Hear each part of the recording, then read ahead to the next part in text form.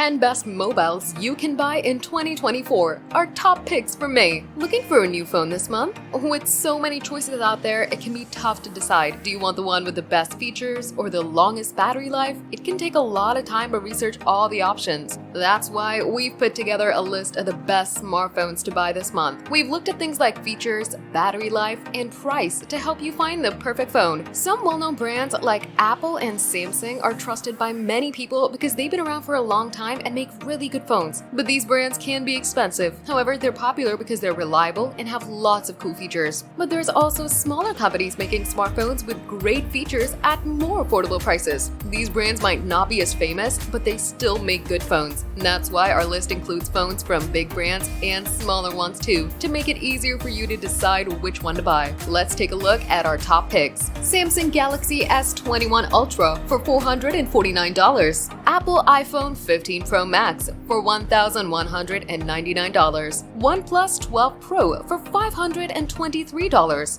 Google Pixel 7 for $343. Xiaomi Mi 12 Ultra for $499. Huawei P60 Pro for $826. Sony Xperia 3 for $700. Asus ROG Phone 6 for $1,249. Motorola Edge 30 Pro for $499.